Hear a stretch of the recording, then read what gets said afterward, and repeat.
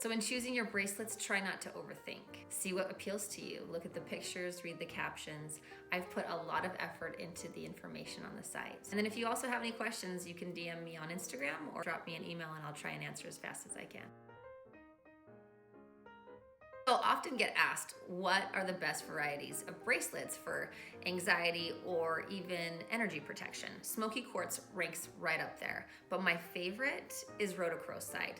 And it's a well-known fact I'm not too shy about professing my love for this stone. Our variety is super high quality with some great movement, and it's just one of those stones that I think everyone should have. If you're looking for something that will maybe help you on your health and wellness journey, amethyst and apatite is excellent. If you're looking to clear energy or maybe have something next to you while you travel, if you're nervous about that, selenite is awesome as it taps into the Devic realm. Rainbow tourmaline is just my kind of catch-all. It goes with everything, it's beautiful, and it does its job when it comes to clearing negative energy and promoting those portals to open to positivity. And if you want, if you're on the prowl and feeling a little sexy, or maybe want to feel more sexy, garnet matched with rhodochrosite is amazing. Don't ask me how I know. One unassuming piece that I love to tell people about, and they're quite surprised, is peridot. That unassuming little green chartreuse stone packs a punch when it comes to jealousy and envy. Got an ex that you really don't want to deal with anymore? Try that on, and maybe it'll open the portals up to something new.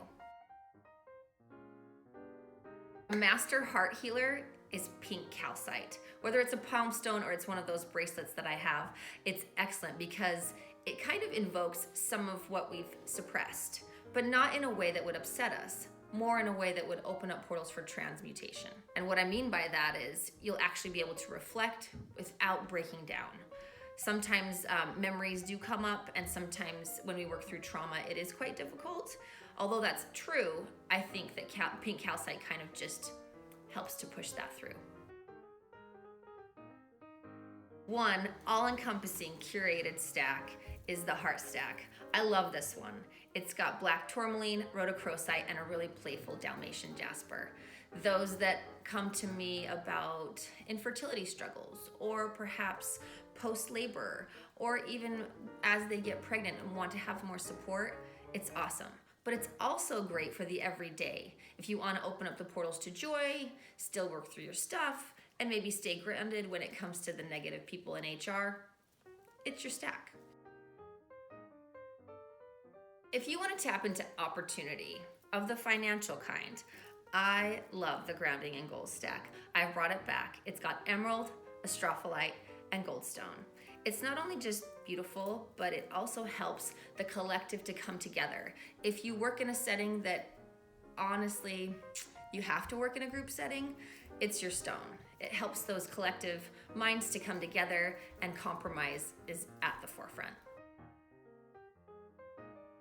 And then often I get asked, what will open up my throat chakra so that I can speak my truth? The blue stones that I offer on my site, especially aquamarine and kyanite, are excellent for this. So you really can't go wrong. I've got them in nugget form, faceted, and round. So pick those blues to open up that throat.